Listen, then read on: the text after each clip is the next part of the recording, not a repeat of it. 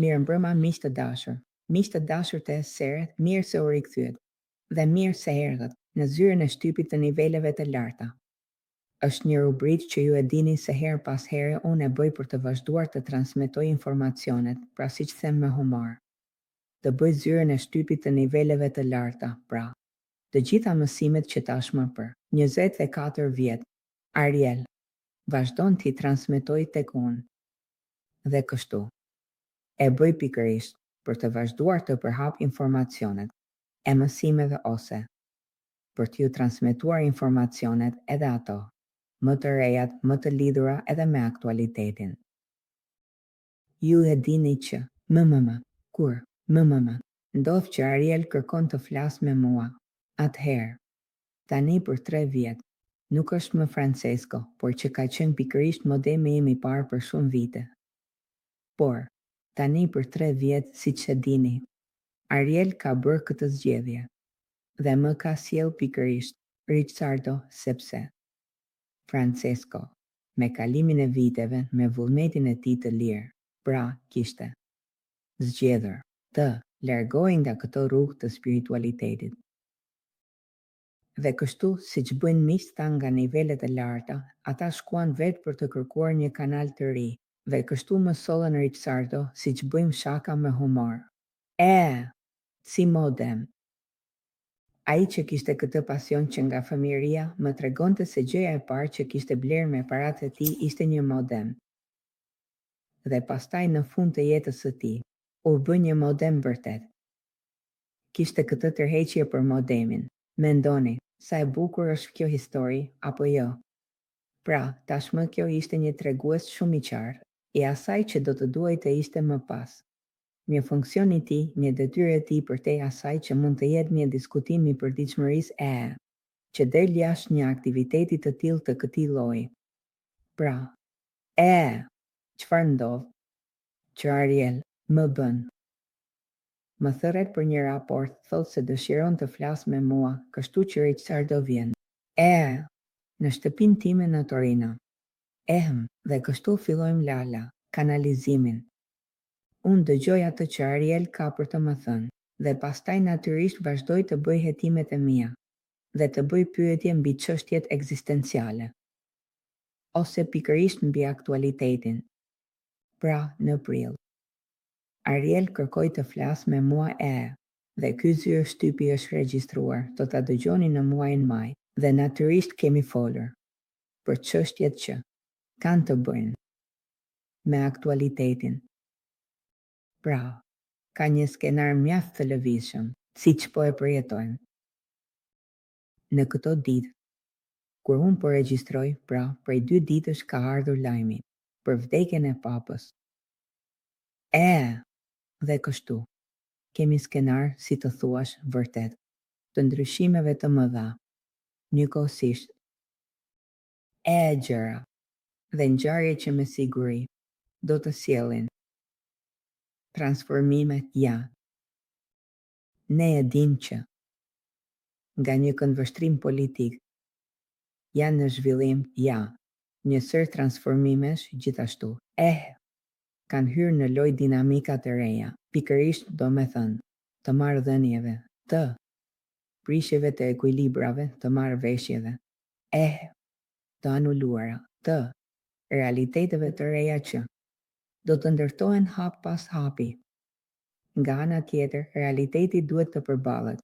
Për atë që është, duhet të gjendet rruga, për ta menaxhuar, nuk mund të mbetemi të ngulitur, vetëm në atë që duhet të jetë ose në atë që ne do të donim që të ishte. Duhet të kuptojmë se cili është skenari që kemi përpara syve tanë dhe të veprojmë pra.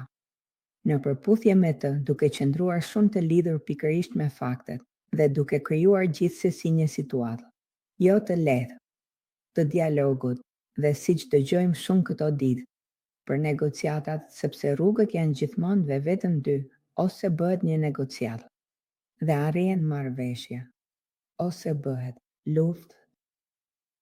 Bëhet luftë, përdoret forca dhe përdoret edhe shtypja. Pra tani, Ne kemi pikërisht një realitet ku ka ende shumë për të punuar dhe gjithsesi luftërat nuk kanë përfunduar, përkundrazi mund të ndodhë që të vinë edhe të tjera, siç thot Ariel. E dim që ardhja e kësaj realiteti të ri politik amerikan ka sjellë ndryshime të mëdha në mënyrë të konsiderueshme. Për më tepër ka një si të thuash, ka një skenar që është mjaft agresiv, ja. Pra, Ari, kur e pyeta, por pra si do të menaxhohet ky realitet. Dijeni që Ari më 30 nëntor më kujtohet që ai më tha, po presim vitin e ri sepse po presim një njeri, kështu që natyrisht po prisnin zgjedhjet amerikane. Pastaj kur ndodhi inaugurimi, më 20 janar i Trump atëherë. Më 31 janar ne kemi punuar sepse Ari pikërisht deshi të fliste me mua dhe deshi të fliste edhe me ju. Ju kujtohet që bën zyrën e shtypit të niveleve të larta. Me transmetim të drejt për drejt, pra edhe me Richardo. Edhe me Konari ishte pikërisht që deshi të fliste drejt për drejt me ju. Dhe më kujtohet pikërisht që kur kemi punuar vetëm unë dhe Daria dhe pikërisht. E pyeta për këtë inaugurim. Ai më tha diçka që me të vërtet më preku shumë sepse. Më tha, e di, ky njeri pati një mundësi për të bërë një zgjedhje, por zgjovi të tjerat. Çfarë do të thotë? Që zgjovi të tjerat, do me thënë, i thash, por çfarë do të thotë për të tjerat? Që zgjovi më shumë hijet, ata të hijeve se sa ata të dritës. Dhe ai ma konfirmoi këtë, dhe kështu bëri edhe një gjest ku ai bëri të kuptoi se ishte zgjedhur forca, pushteti. Interesat, pra pak a shumë skenari që është përpara syve tanë. Pra, sa i përket aktualitetit, më gjërat janë shumë në transformim. Do të ketë, ndoshta ai thot jo tani, jo menjëherë, pra gjërat nuk do të shkojnë pikërisht siç ai dëshironte. Do të ketë një ngadalësim. Jo tani, jo menjëherë, ja kështu. Por pra, do të duhet pak kohë, ja kështu ende. Para se të realizohen disa gjëra që, përsëris, ja pra, të gjitha ato që ishin disa parashikime në fakt nuk u realizuan pastaj ja. Si që kemi parë në një kohë kaq të shkurtër, ja. Si që ishte në qëllimet e Tron. Dhe kështu, ai thotë që do të ketë më vonë ndoshta edhe disa ndalesa. Dhe kështu. Gjëja interesante, e dini cila është ajo që do me thënë, unë gjithmonë bëj këtë pyetje, apo jo, Arielit, sepse mendoj. Për shpirtrat. Mendoj, do me thënë, i them vetes.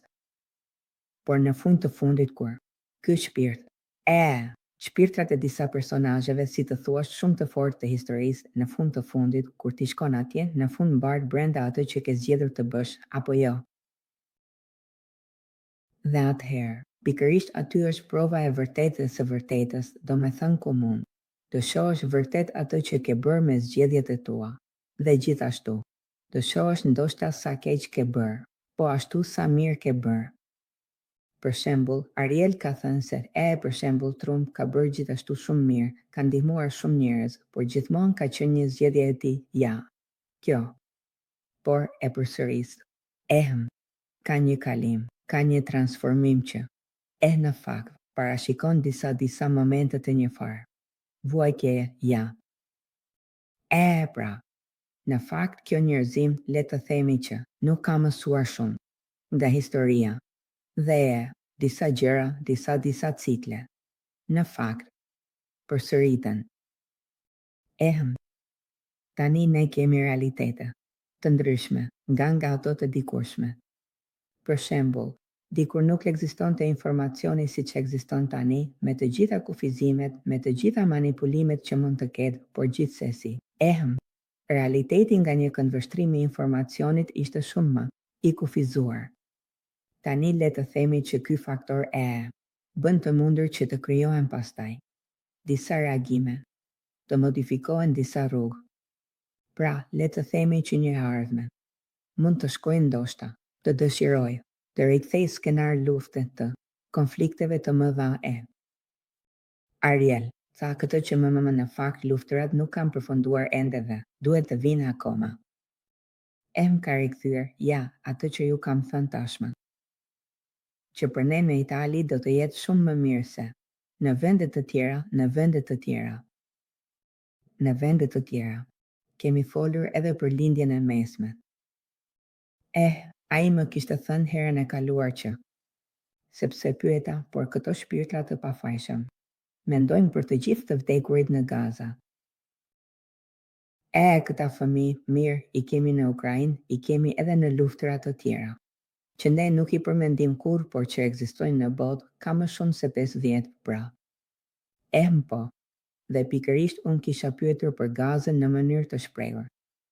Herët e mëparshme kisha pyetur, por këto shpirtra që janë mishëruar dhe kanë vdekur kështu nga fëmijët të rriturit, a kanë zgjedhur të mishërohen, të jetojnë kështu këtë vdekje?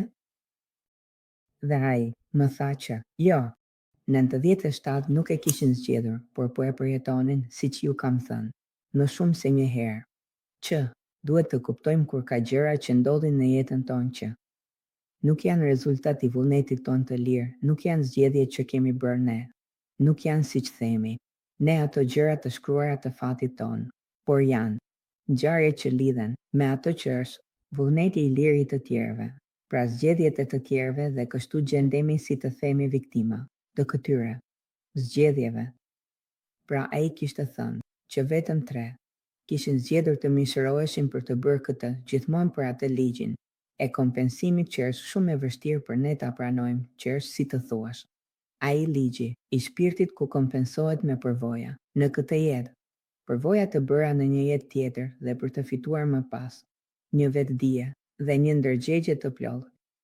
Sepse një gjë është të veprosh, një gjë është të përjetosh duke pasur vetdijen e të dyja anëve të medaljes, atëherë vërtet mund të mësojnë dhe të evoluojnë, dhe kështu të shmangin të bëjnë disa rrugë në jetën tonë. Pra, sa i përket edhe asaj realiteti atje, madje kur kemi folur për lindjen e mesme, ai më tha se atje është vërtet një ferë, dhe të gjitha këto vdekje që ne shohim janë diçka që na coptojnë zemrën, dhe në atë tokë do të duhet kohë, do të duhet ende shumë kohë, që të arrihet paqja. Pra, përsëris informacionet. Në lidhje me aktualitetin janë informacione, që, si të thuash, na japin një mundësi, të paktën unë ju them gjithmonë, të keni vetdije dhe ndërgjegje për atë që po ndodh rreth nesh, pastaj ne jemi këtu. Për të jetuar këtë kohë, kështu që duhet ta jetojmë, por është e rëndësishme ta jetojmë në mënyrën më të përshtatshme dhe më të vetëdijshme, të mundshme, duke kujtuar gjithmonë gjën më të rëndësishme, që Ari çdo herë e kujton, thotë ju duhet të shqetësoheni, që gjëja që ka më shumë rëndësi në jetën tuaja është ajo që do të merrni me vete, pra ajo që është një rrugë evolutive e shpirtit tuaj, sepse kjo është ajo që do të jetë pasuria juaj e vërtetë, sepse jeta në këtë dimension nuk është asgjë tjetër veç se një kohë përvojash, sepse jeta, siç thot Ariel, jeta e vërtetë nuk është atje ku jeni ju, por jeta e vërtetë është këtu, ku jemi ne, dhe kështu shihni që gjithmonë kthehemi, siç them shpesh, apo jo. Në fund, cila është kabina e vërtetë e drejtimit? Kabina e vërtetë e drejtimit është shpirti, pra të kuptojmë ne se çfarë jemi, pra jemi kryesisht një shpirt, që vjen këtu në këtë palestër për të bërë, pak ushtrime për të marrë. Për të stërvitur sa më mirë që do, të thot për të stërvitur vërtet për jetën dhe dritën për të marrë. Ndërgjegjësim edhe duke kaluar nëpër prova që na vendosin në kushtet, për të eksperimentuar atë që nuk është dritë, por janë hijet, por hijet janë funksionale për dritën, shërbejnë, pra janë pjesë e projektit dhe ne, falkohës së përvojës që kemi në këtë dimension toksor mund, të bëjmë përvoja që na lejojnë, të arrijnë ndërgjegjësime që na japin, mundësinë të jetojmë me më shumë ekuilibër këtë kohë, me më pak frikë, me më pak ankth, sepse mundemi përmes disa ndërgjegjësimeve të mbajmë nën kontroll mendjen tonë. Mendja jonë që natyrisht është aty që gjeneron dhe projekton imazhe, që janë imazhe frike dhe terrori kur ne jetojmë në ignorancë, por nëse ne kemi mundësinë të kemi njohuri, siç ju them gjithmonë, për mua si gazetare të jem këtu dhe të bëj shërbimin tim vullnetar, si zyrë shtypi e planeve të tjera, për t'ju sjell juve informacione që siç është thënë shumë herë nuk janë. Informacione që janë fryt i teorive të gjeneruara nga mendja e njeriut, pra nga një mendje e kufizuar nga një njohuri e kufizuar, por janë fjalë njohuri që vinë nga planet të tjera të ekzistencës, më të zhvilluara se ne, që merren me ne, që duan të na ndihmojnë, që duan të na mbështesin. Në këtë provë, siç thot Ariel, sigurisht që është e vështirë të jetosh. Si njerëz dhe unë them po, sigurisht mos ma thuaj mua, ne bëjmë shaka për këtë, por kjo dimension është pikërisht ajo palestra që na jep mundësinë për të rritur. Nëse dim të interpretojmë kuptimin e jetës, përndryshe jemi vetëm duke jetuar në shenjën e pasigurisë, në shenjën e depresionit, të frikës, në nënshtrim ndaj të gjitha atyre që janë ankthet apo jo, të gjeneruara nga përditshmëria. Prandaj, përsëris, të kemi edhe në këtë rast, këtë kohë historike është një kohë e ndërlikuar, ajo që po jetojmë nuk mund të bëjmë. Patë, do me thënë më mërë, çfarë mund të bëjmë ne? Në një kohë jemi këtu në këtë planet. Dhe kështu se cili, tashmë ne jemi, për shembull, ne këtu në Itali jemi shumë, me fat në krahasim me vende të tjera, kështu që edhe kjo të dish, të pozicionohesh në skenën botërore dhe të njohësh atë, që është avantazhi ynë, do me thënë, të jetosh në një realitet që na jep përparësi në krahasim, me popuj të tjerë në krahasim, me vende të tjera. Ja, edhe ky ekzaminim i realitetit është shumë i rëndësishëm, ja, për të bërë. Por përsëris, e din që skenari është ky. Si që shihni, më hër disa gjëra që tashmë prej disa vitesh ka njerëz që megjithatë më hër e bëjnë si të thuash një lloj terrorizmi mendor, mbi faktin se nuk janë ende ato kohë, ndryshimet e mëdha të planetit të gjërave. Por janë kohë, më hër të ndryshimit dhe të ekuilibrave, që do të ndryshojnë, dhe që natyrisht si çdo gjë që vdes, lëviz, duke krijuar transformime në gjithçka. Dhe kështu vdes, me gjendje, dhe krijohet një tjetër. Për më tepër, dua të kujtoj se gjithsesi ligji i përkohshmërisë është themelor, për të kujtuar për të gjithë ne, sepse vërtet nuk ka një qëndrueshmëri në asgjë. Gjithçka është në transformim të vazhdueshëm, pra, gjithçka është përkohshmëri, dhe duhet t'ju them se ne kemi pasur mundësinë të jetojmë, flas si perëndim.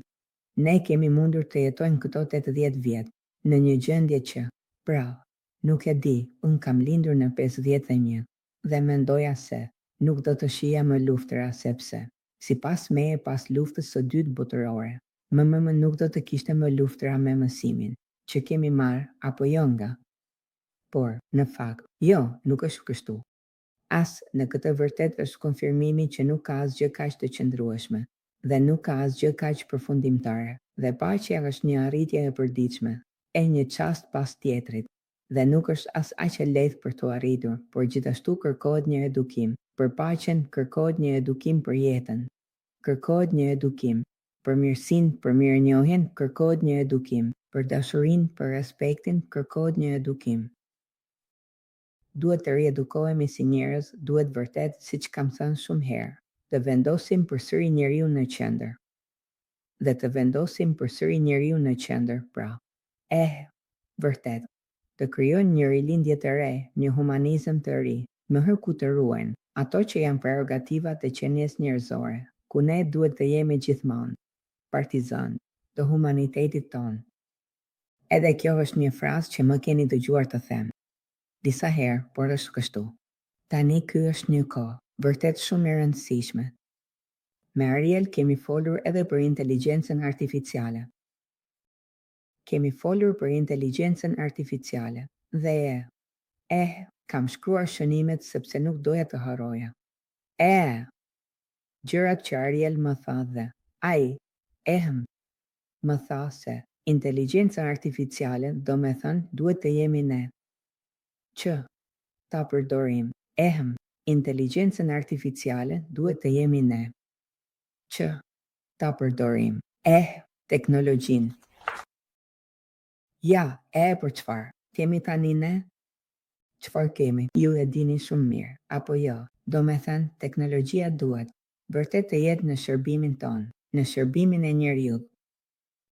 Në vend të kësaj, problemi është se tani po zëvendëson njeriun. Ne nuk marrim më stilolapsin për të shkruar, dhe nuk mendojmë më se çfarë duan të shkruajnë.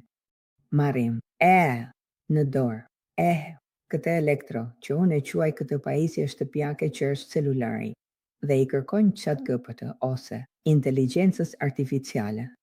I kërkojmë të na shkruaj tekstin. Për këtë arsye ne nuk mendojmë më.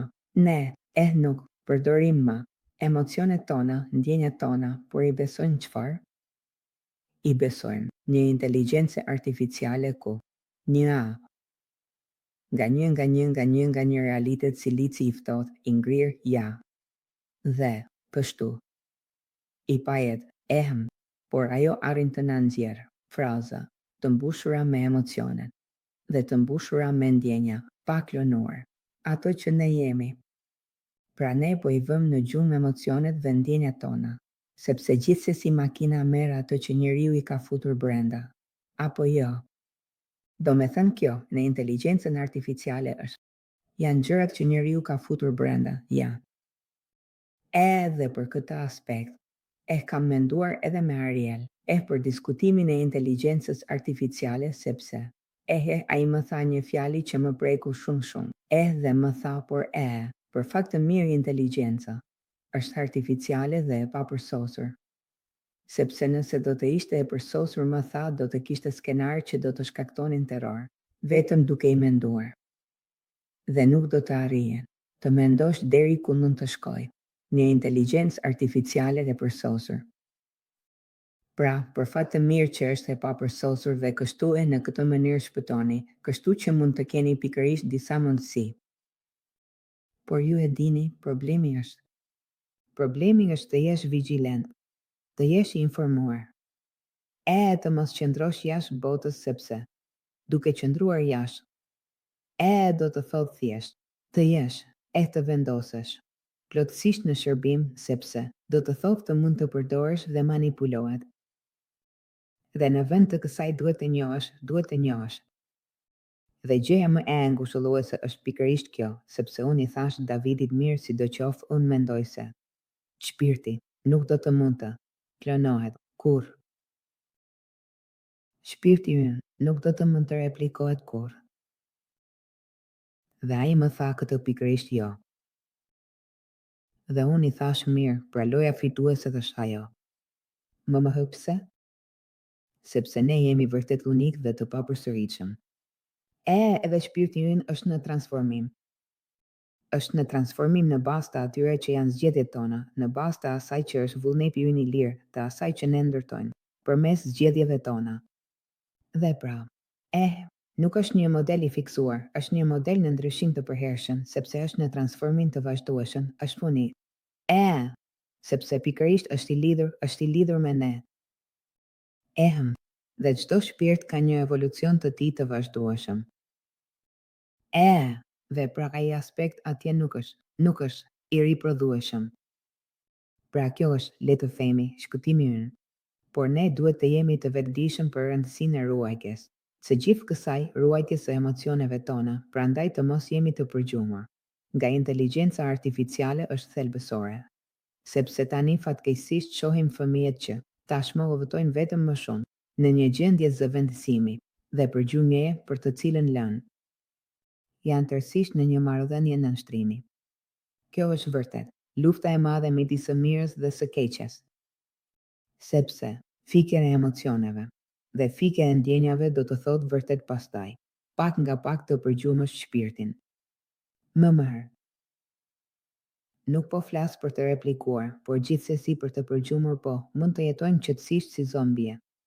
Në një gjendje përgjumjeje, kështu. Pra, duhet të jemi të kthjellët dhe të vetëdijshëm për këtë. Dhe vigjilent, sepse askush nuk do ta bëjë në vendin tonë.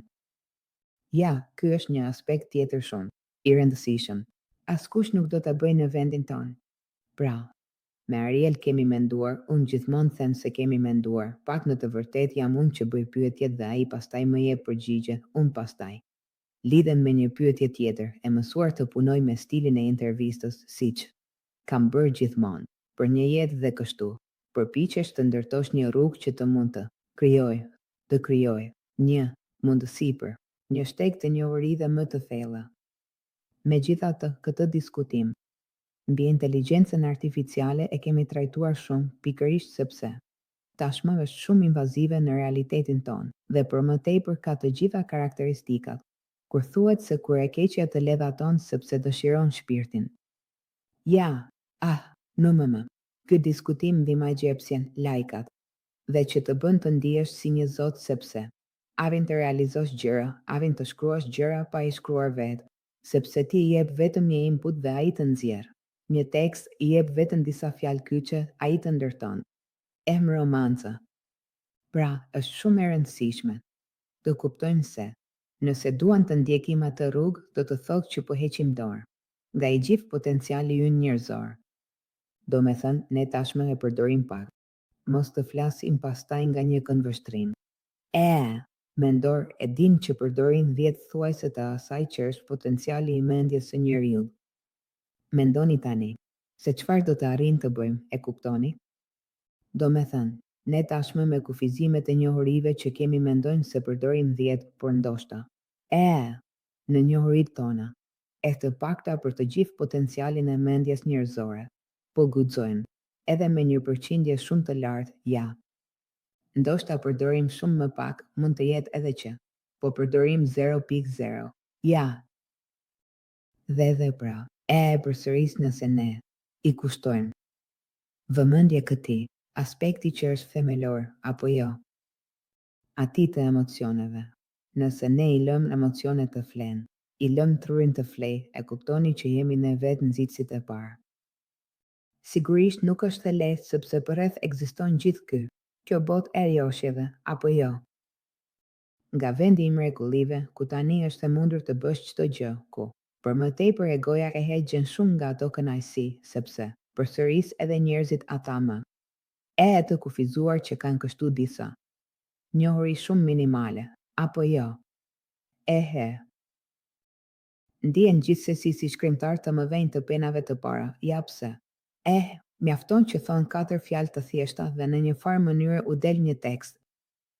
Pra, e dim që ajo që del nuk është fryt i mendjes së njeriu, por është fryt i një rezervuari që mund të quhet ChatGPT, ose edhe një mënyrë tjetër ku njeriu ka futur një sër termash, një sër gjërash, pastaj për një formë, për një ndërthurje në nivel algoritmi ndërtohet një fjali, një tekst. Pra, duhet ta kuptojnë edhe këtë, por ka një iluzion të madh për të cilin njerëzit shohin tekstet që dalin, ndihen si zotër të mëdhenj dhe letrar të mëdhenj të penave të para. Dhe e kështu e goja fryhet gjithnjë e më shumë. Dhe kështu, me çfarë do të përballemi? Mund të përballemi me çfarë? Me një delir gjithnjë e më të madh të egos. Me një delir gjithnjë e më të madh të gjithë fuqisë. Është gjëja më e keqe. Gjithë fuqia. Edhe për këtë, kemi diskutuar me Ariel. Kur edhe në nivel politike, nëse ai që beson se është gjithfuqishëm dhe beson se mund të imitoj, ai ka thënë, gjëja më e keqe që mund të bëjë njeriu është të mendoj se mund të imitoj atë që ka qenë krijuesi i gjithçkaje. Ai thotë se në fakt ka thënë që shikoj pak, fletën ka thënë. Në shënimet ka thënë se ndoshta kjo është mëkati më i keq. Mëkati më i keq. Ja, ai thotë është pikërisht ajo përpjekja për të besuar se je Zot, për të besuar se je Zot.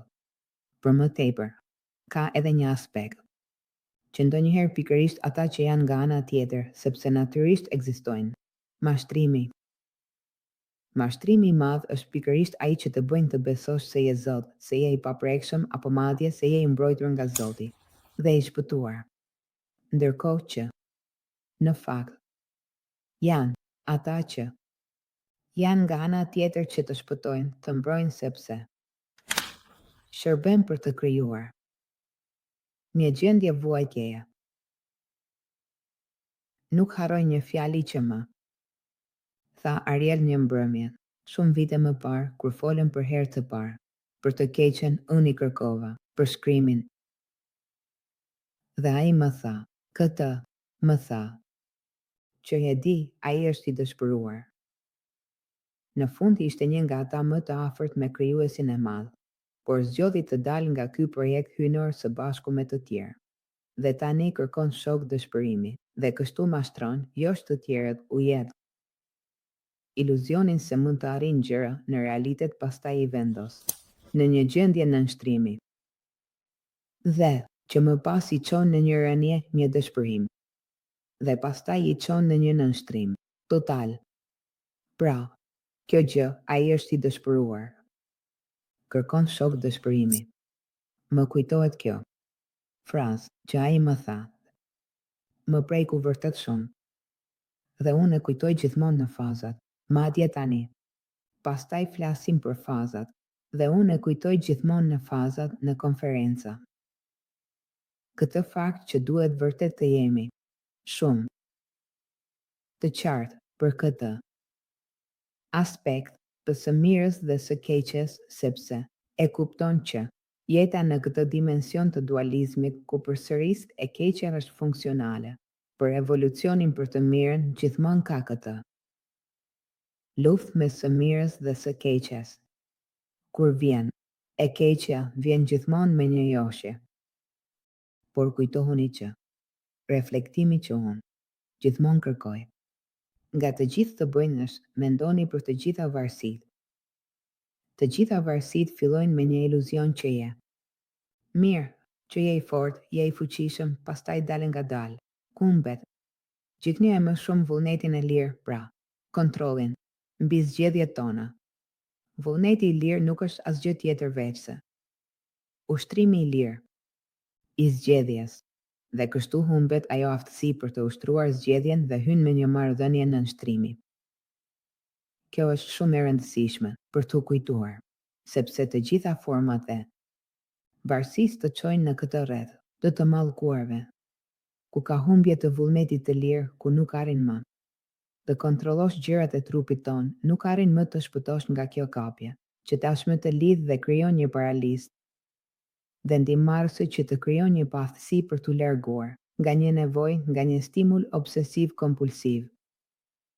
Dhe për çdo lloj varësie që bëhet fjalë, sepse qoftë se bëhet fjalë për drogën, qoftë për alkoolin, qoftë për lojrat e fatit, qoftë për blerjet kompulsive, pra, të gjitha këto i gjejmë. Atëherë, unë e gjej është një konstante, prandaj unë mendoj se në këtë lloj vëzhgimi ne mund të njohim vërtet se në ato kushte ku ka humbje të vullnetit të lirë, ku nuk arrin më të. Edhe në marrëdhëniet emocionale, mendoni për ato marrëdhënie që janë dashuri kriminale apo jo. Si quhen? Mendoni për këtë. Sa herë ndodh kjo apo jo? Janë më shumë gradë, sigurisht, se sa burrat, duke parë rastet në shtyp dhe aktualitet. Dhe çfarë ndodh? Që gratë nuk arrin të largohen nga disa marrëdhënie, ku është krijuar një skenar ku pak nga pak është hequr vetvlerësimi, është krijuar izolimi, është hequr pavarësia ekonomike, derisa të arrijmë në këtë humbje të njohjes së vlerës së vet, duke u bërë vetëm qenie pa aftësi për të njohur në natyrën dhe çmueshmërinë e tyre. Prandaj, të kujtojmë vlerën e jetës son, të ekzistencës son është thelbësore. Çmueshmëria e jetës son duhet të jetë gjithmonë në vend të parë, sepse duhet të kujtojmë se kjo jetë është e lidhur me shpirtin ton, me rrugën e evolucionit të shpirtit ton, me mundësinë e evolucionit që shpirti ynë përmes këtij shiriti të kohës, përmes kësaj dimensioni ku me një trup mund të eksperimentojmë, me emocionet tona mund të njohim dhe mund të arrijnë përsëris të bëjnë zgjedhje që na çojnë në ndërgjegjësim. Edhe pse kjo nuk është dimensioni i përsosmërisë, për këtë ata na duan, siç thot Haria, por ne vuajnë duke ju parë të vuani, sepse kuptojmë që ju duhet të bëni prova për të mësuar. Unë gjithmonë kujtoj se për të mësuar të ecim kemi marrë shumë rënie dhe kemi gërvishtur shumë herë gjunjët. Dhe kështu është një rrugë kaq graduale që ne bëjmë. Por të njohim vërtet çmueshmërinë e jetës sonë dhe të shpirtit tonë është thelbësore, është një hap i parë i ndërgjegjësimit i vetdijes, i të diturit se kush jemi, nga vim, ku do të shkojmë pra, të kuptojmë në vija të përgjithshme. Në nivel intuitiv, sepse nuk mund të kemi kur ndërgjegjësim, edhe këtë ju them gjithmonë, ne nuk mund të kemi arrogancën të mendojmë se mund të njohim gjithçka. Nëse rastësisht kemi këtë mendje madhësi brenda, do të thotë që jemi në delirin e egos. Nëse fillojmë të vendosim vetveten dhe të njohim kufirin tonë, ja, atëherë jemi tashmë në rrugën e duhur, sepse do të thotë që kemi njohur tashmë kufirin tonë dhe njohja e kufirit është shumë e shëndetshme. Dhe kështu është gjithashtu një pikë e mirë edukimi për egon tonë që mëson të qëndrojë në vendin e vet dhe të njohë kufirin e vet për të lënë hapësirë për madhështinë e ekzistencës sonë dhe esencës sonë që është pikërisht shpirti ynë. Duke njohur gjithashtu kufirin e njohjes sonë, pjesën tonë, pikërisht sepse jemi këtu, jo rastësisht, për të jetuar këtë përvojë për të kuptuar vërtet se çfarë jemi, për të kuptuar se çfarë jemi. Ndonjëherë unë e gjej veten duke thënë këtë frazë që ne jetojmë për të kuptuar se çfarë jemi, që është mënyra më e thjeshtë. Ka edhe një frazë tjetër që unë përdor që më pëlqen shumë dhe gjithmonë them. Më kujtohet që e kam thënë shumë vite më parë në fillim të Ariel, kur flisnim për shpirtin dhe evolucionin e shpirtit dhe i thash. Por atëherë nëse ne jemi një shkëndijë e një tërësie, e një hynore, atëherë ne jemi Zoti që po kontemplon veten. Ky është një pikë e mirë hapje edhe pastaj, sipas mendimit tim, është një vizion që na jep frymëmarrje të madhe. Ne duhet gjithashtu të jetojmë vërtet jetën dhe përsëris, ne jemi tashmë shumë me fat për mënyrën se si jetojmë, pavarësisht të gjitha problemeve që mund të kemi. Ne me Itali jemi shumë më me fat se shumë realitetet të tjera. Dhe kështu vërtet përpiqemi të jemi të vetëdijshëm për madhështinë e përvojës sonë toksore. Nëse jemi këtu sepse duhet të bënim këtë përvojë. Pra, siç ju thash, me Ariel kemi folur shumë gjatë për këtë diskutim të inteligjencës artificiale. Pastaj kemi folur edhe për të ashtu quajturat, quhen ligjet universale, që janë pikërisht ato që nëse jep, atëherë do të marrësh. Pra, nëse jep dashuri, nuk ka rëndësi, nuk është se duhet të qëndrosh për të. Rritur. Në një farë mënyre, ekziston një ligj i kompensimit. Nëse nuk jep, do të kthehesh. Nëse jo, kur do të mësosh, të japësh, pastaj do të marrësh. Është diçka që ndodh shumë natyrshëm, si të thuash. Pastaj koha. Atje nuk ekziston, ne në vend të kësaj. I japim një vlerë, por për ta është pikërisht kështu. Është pikërisht ai diskutim që thot, me një dorë jep, me dorën tjetër merr. Prandaj, ka gjithmonë këtë shkëmbim. Por ne e quajmë kështu pikërisht. Unë i thash, por pastaj, më fal, ne e quajmë, e thjesht si një, është një ekuilibër. Pra, gjithë diskutimi i evolucionit, i karmës, i eksperimentimin. Në fund, evolucionit nuk është asgjë tjetër veç se një arritje për të krijuar një ekuilibër. Pra karma është të arrish të krijosh një ekuilibër. Edhe kjo ishte një kalim i rëndësishëm. Për të arsyetuar pikërisht gjithmonë mbi këtë diskutim të karmës, të përvojave që ne bëjmë. Pastaj kemi folur edhe për kemi folur edhe për situatën e botës, për vaksinat, për këtë aspekt. Me Aria, ka qenë gjithmonë një analizë shumë e ashpër. Ka qenë gjithmonë një analizë shumë e ngushtë, shumë sintetike, ku ai ka thënë qartë se në tokë qeverisin pak njerëz, ka pak njerëz që komandojnë mbi të gjithë të tjerët. Dhe, kështu, njerëzimi është në këtë marrëdhënie të nënshtrimit ndaj disa pushteteve. Pak njerëz qeverisin mbi të gjithë të tjerët. Pra ai bëri gjithashtu një përmendje për çështjen e komunikimit. Tha, fatkeqësisht, komunikimi juaj nuk funksionon shumë mirë sepse nuk thuhen shumë gjëra që janë të rëndësishme, por që natyrisht nuk mund të thuhen. Dhe edhe aty kthehet gjithmonë çështja e të qenit vigjilent, e të pyeturit e të informuarit. Ju e dini që gjithmonë ju them. Shikoni, në 360 gradë mos dëgjoni vetëm gjërat e mainstreamit, shikoni edhe informacione të tjera. Ka qenë gjithmonë kështu. Kush ka pushtetin nuk lejon kalimin e informacioneve të papërshtatshme, por pastaj ka realitete që ekzistojnë dhe është mirë. Gjithsesi t'i njohim ato, sepse të paktën njerëzit e kuptojnë. Dhe pastaj është e rëndësishme e përsëris të mbetemi të informuar. Çfarë? Dhe sidomos kur flasim për shëndetin ton, për trupin ton, me të vërtetë të përpiqemi të përdorim mendjen ton, të mos jemi vetëm shumë dele që ndjekin tufën dhe që ndihen të sigurta nëse bëjnë gjërat që bëjnë të gjithë. Sepse nuk është e thënë që të bësh gjërat që bëjnë të gjithë është të bësh gjërat e drejta. Mund të ndodhë që të gjithë të bëjnë gjërat të gabuara, jo të shëndetshme. Pse? Pse është kështu? Sepse në realitetin ton është kështu. Dhe sot, ndryshe nga një kohë kur nuk kishte globalizim, kur nuk kishte një sistemi e komunikimit, ashtu siç i kemi ne gjërat, shkonin ndryshe.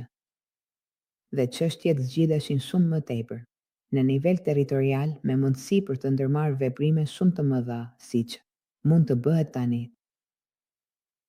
Dhe kështu edhe për këtë ai ka rinovuar këtë mendim për të qenë shumë të kujdesshëm.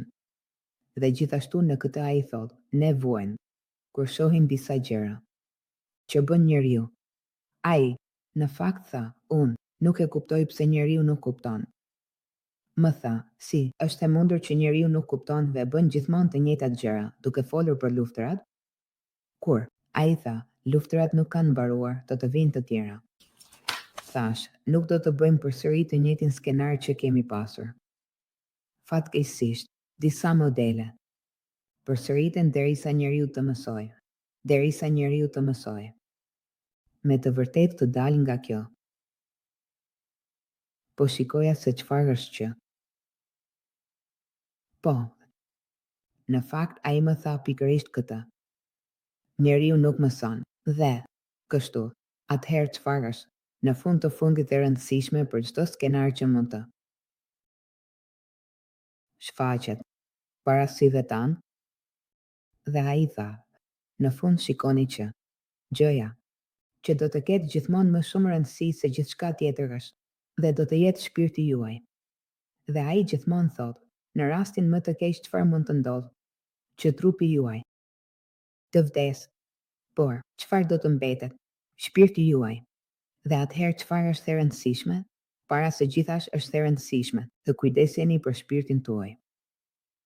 Tani nuk do të thotë që do të vdesim, të gjithë nuk do të thotë. Thot, për të qenë më të ekuilibruar.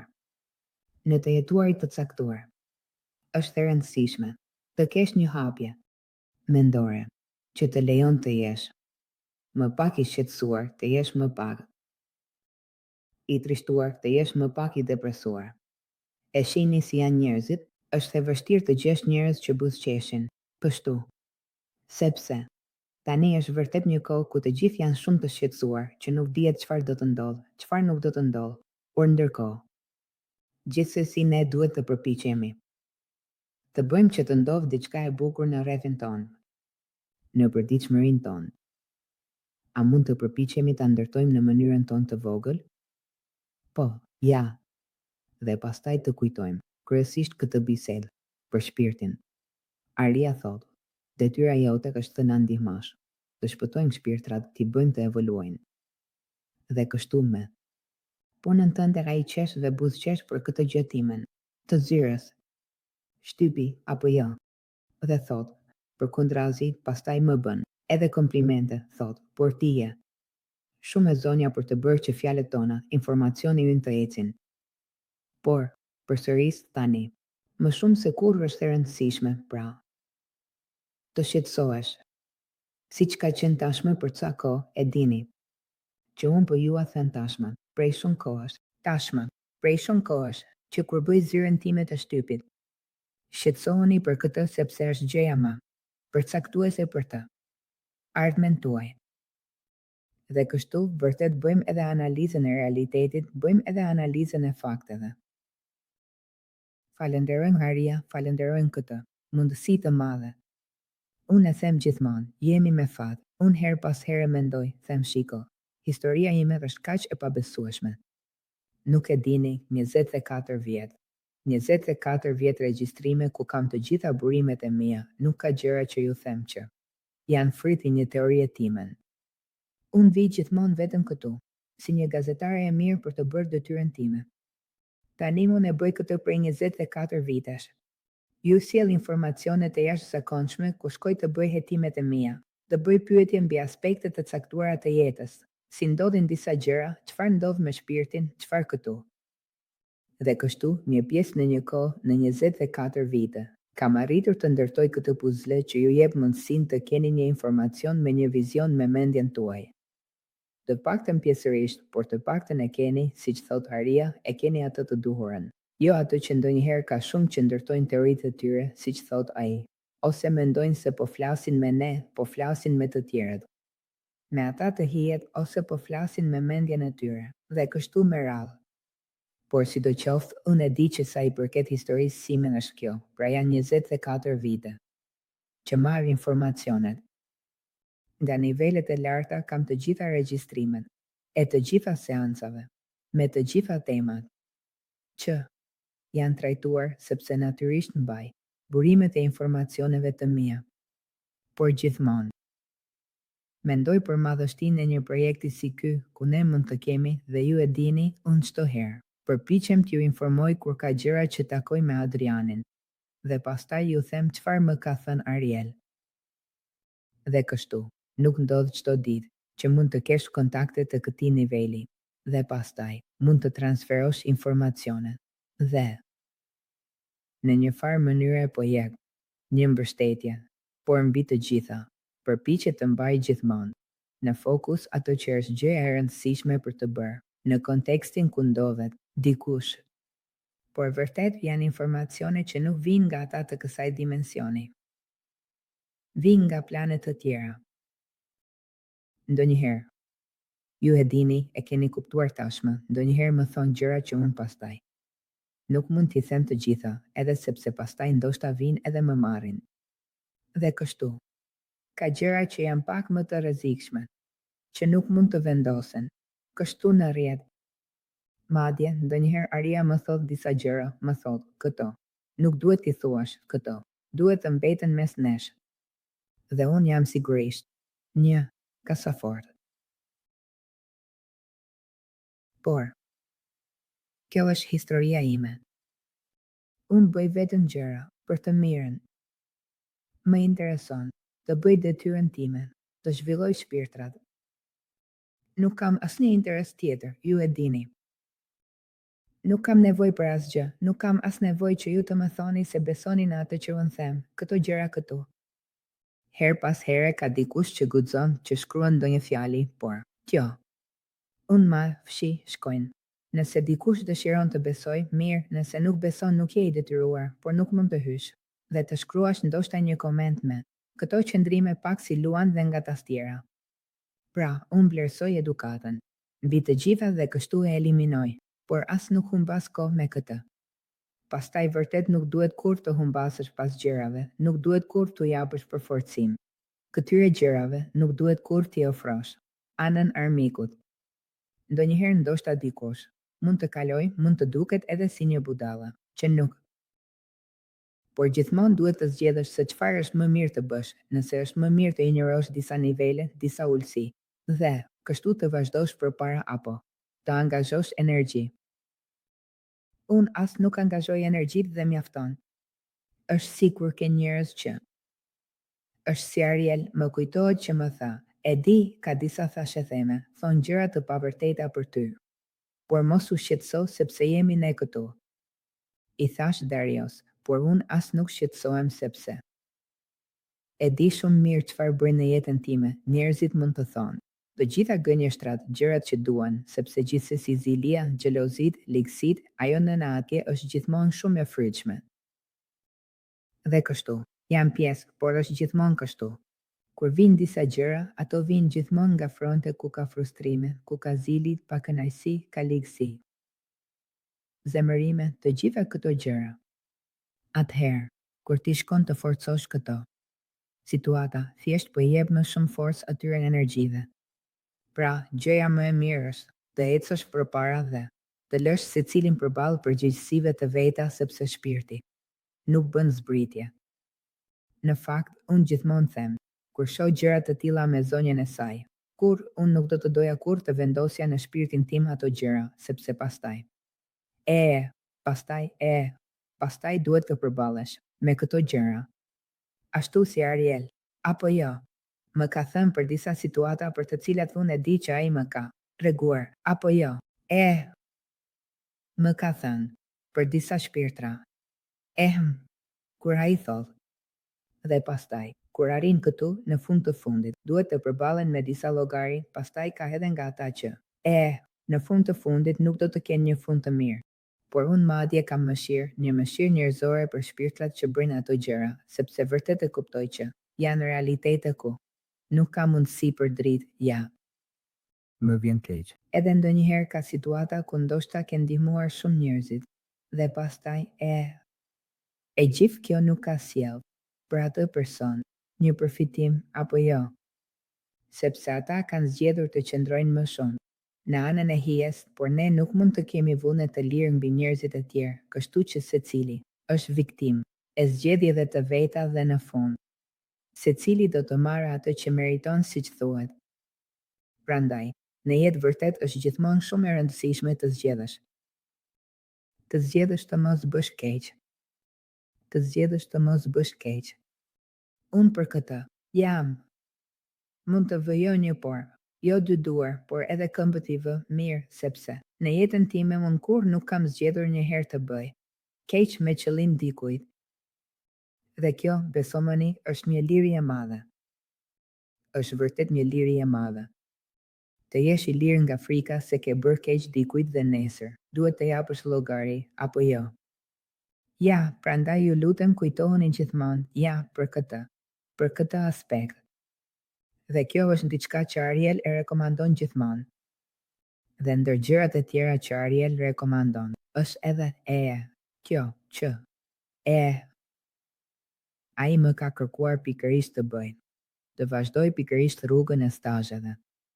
Ne kemi qenë të detyruar, fatkeqësisht të ndalemi sepse kemi pasur një sezon ku organizoheshin disa gjëra. Por pastaj kishte greva të trenave që na ndalonin. Ka pasur një seri vështirësish, dhe atëherë kemi qenë të detyruar, siç thuhet, të vendosim pak topat në qendër. Por Ariel më ka kërkuar, organizoj para verës, në Torino, një nivel të dytë. Ka tashmë planifikuar nivelin e tretë, deri në fund të vitit. Dhe jemi duke përgatitur një nivel të parë për jugun, pas verës në vjeshtë, dhe jemi duke u përpjekur të kuptojmë nëse mund të bëjmë edhe një tjetër. Nivel të parë, por do të bëjmë një me siguri edhe një herë. Nuk është e lehtë për ne. Do udhëtojmë nëpër Itali. Do me thënë, ne do të donim të arrinim në shtëpinë e secilit prej jush. Por kjo gjë është bërë gjithnjëherë më problematike, sepse do të thotë të lëvizësh me gjithë shtetin, do të thotë të organizosh, të përballosh shpenzime, të rezervosh salla takimesh dhe këto gjëra këtu, dhe pastaj vinë grevat e trenave dhe të prishet gjithçka, dhe ti nuk mund të bësh asgjë siç na ka ndodhur tashmë. Ka disa kohë, disa realitete që po e bëjnë. Ariel më ka thënë, këtë më ka thënë. Më ka dhënë ai disa udhëzime dhe kështu. Gjithsesi më ka kërkuar të bëj në Torino nivelin e dytë. Dhe kështu kemi njoftuar tashmë. Është publikuar tashmë, do ta shihni, pra do ta keni parë tashmë. Po t'u japim mundësinë atyre që kanë bërë nivelin e dytë, pra edhe të parin, sepse niveli i dytë bëhet pasi të kesh bërë të parin, ta ndjekim përsëri falas. Për të përsëritur mësimin, edhe sepse ne ofrojmë një shërbim dhe nuk është se bëjmë biznes me këtë. Pra, kush e ka ndjekur? Tashmë një herë mund të vi dhe ta ndjek falas. Nëse dëshiron të bëj një ofertë, mirë. Nëse nuk mund ta bëj, është në rregull gjithashtu, por ne u japim mundësinë njerëzve të mund të rriten sa më shumë të jetë e mundur dhe kështu të përsërisin një rrugëtim, në mënyrë që të forcohen gjithnjëherë më shumë. Ja, pra, do të ketë këtë nivel të dytë në Torino më 14 dhe 15 qershor. Prandaj mos e humbisni rastin sepse më pas do të ketë një nivel të tretë. Shumë të rëndësishëm. Nuk po ju them asgjë, por do të kep një folse ndërkombëtare, që me siguri do t'ju pëlqejë shumë. Dhe do të bëjmë edhe disa gjëra. Përsëris, Ariel tashmë ka përcaktuar programin. E dini që ne, do me thënë, programin e bëjnë ata, apo jo? Kur them që ky është një projekt që Ariel më kërkoi më 29 shtator 2022 për ta bërë. Kur ju kujtoj, apo jo? Që më tha se isha shumë e aftë për të përhapur njohuritë e tyre, për të mësuar gjithçka, se isha më e mira e vendit tim, por që shpirti im kishte ende 2 projekte për të bërë. Njëri ishte ai për të krijuar një grup, që do të duhej ta drejtoja derisa të isha këtu, dhe që ai donte të fliste drejt për drejt me njerëzit në prani dhe kështu. Kërkoi të bëhej kjo. Për këtë arsye lindën stazhet e formimit të lartë universal kuruar, të drejtuara pikërisht nga ata. Jo nga ne. Do me thënë, programin e bëjnë ata, e diktojnë ata. Mirë? Ja, pra është vërtet një gjë e jashtëzakonshme. Dhe ne lundrojmë me sy të hapur, siç thuhet, nuk dim asgjë, do me thënë gjërat vinë programi, dhe pastaj vendoset dhe bëhet. Dhe edhe për ne është një shkuarje për të zbuluar, kur e bën natyrisht është hera e parë, kur e bëm, herën e parë, nivelin e dytë, ishte një zbulim, ja. Është vetëm niveli i parë që kam menduar. Ta strukturoj unë. I kam paraqitur. Nivelin e parë Arielit dhe ai më tha, po, bukur, duket sikur është bërë nga engjël. Më kujtohet, më tha këtë frazë të këndshme. Dhe pastaj, në vend të kësaj, nivelin e dytë e ka diktuar ai. Dhe nivelin e tretë gjithashtu e ka diktuar tashmë, kështu që kjo do të jetë përsëris. Do të jetë për fundin e vitit. Prandaj, ky rruga që ata kanë kërkuar të bëhet, ky projekt që pikërisht është një fazë e formimit të lartë universal, është universal sepse pikërisht është bërë në sinergji me ta, i udhëhequr nga ata. Dhe kjo është vërtet edhe kjo është me të vërtet një përvojë, kaq jashtëzakonshme. Që ende, në fakt, na lë. Ndonjëherë ende shumë, të mahnitur, ja. Sepse është shumë bukur të mendosh se mund të bësh gjëra. Kështu në sinergji dhe në ndarje me një tjetër planet të tjera të ekzistencës, ja. Prandaj, në fakt është e rëndësishme, ja për ata që tanë bërë tashmë të parin. Kemi bërë disa nivele të para të tjera në përvende, i kemi bërë në Padova, i kemi bërë në Sanremo, i kemi bërë në Rom. Tani nuk më kujtohet më. Gjithsesi, kush ka bërë nivelin e parë nëse, në fakt, përpiquni të vini të bëni të dytin. Kush ka bërë të dytin? Jani të përsërisni mësimin. Sepse pastaj të tretin, natyrisht do ta bëj vetëm kush ka bërë të dytin. Do me thënë, kush ka bërë të parin, të dytin, ja. Nga ana tjetër kur ne shkojmë në shkollë, fillojmë nga klasa e parë fillore, apo jo? Nuk fillojmë nga e treta, apo e dyta, fillojmë nga klasa e parë fillore, ja. Pra, ka një kuptim sepse ka një gradualitet në rrugën e formimit. e përsëris gjithçka e udhëhequr prej tyre. Pra, është me të vërtet një mundësi shumë. E jashtëzakonshme, ajo e rrugës së stazhit të formimit të lartë, universal. Dhe kështu në të vërtet ju, pres, në Torino së bashku, për nivelin e dytë së bashku. Natyrisht në harë i qarto, sepse Ariel pikërisht. Do të dëshiroj të flasë, dhe së bashku me Bruno Pepenton, me të cilin kemi bërë tashmën. Nivelin e dytë në Torino vitin e kaluar. Dhe me të cilin kemi bërë gjithashtu. Me Lutz Live kemi bërë radiestezin e shpirtit. Dhe kështu i dashur Bruno, pra do të jetë përsëri me ne, me kënaqësi me ne. Ishte një përvojë shumë e bukur, ajo që bëm në nivelin e dytë. Kush e ka bërë? E ka mbetur, pra, shumë entuziast dhe ka kuptuar se kemi bërë me të vërtet një hap përpara, kemi punuar në një front shumë më të avancuar se ai i nivelit të parë. I treti, do të jetë edhe më shumë, por nuk ju them asgjë sepse ju lë të zbuloni apo jo. Bukuria e këtij programi. Pra, miq të dashur, ju dërgoj një përqafim të madh. Ju falenderoj për praninë tuaj dhe për afërsinë tuaj. Ju falenderoj gjithashtu për pjesëmarrjen tuaj në kanalin ton. Faleminderit që na zgjidhni gjithmonë kaq shumë herë. Regjistrohuni në kanalin ton, vendosni përqimet tuaja. E dini që për ne regjistrimi është falenderimi juaj, sepse ne bëjmë vetëm një punë shërbimi. Me të vërtet, nuk kemi interesat të tjera, kështu që regjistrimi nuk kushton asgjë dhe është një mënyrë e juaja për të na falenderoni për gjithë këtë vullnetarizëm që ne bëjmë së bashku, me stafin. Ja për të qenë. Pra, me të vërtet një përqafim i madh për të gjithë. Si zakonisht, ne shihemi në sallonet e mia dhe në transmetimet e kanalit. Mos mungoni. Në takimet tona dhe aktivizoni zilet që të mund të merrni informacionet për të gjitha transmetimet tona. Të drejtë për drejta. Një falënderim i madh. Përsëri dhe së shpejti do të takohemi.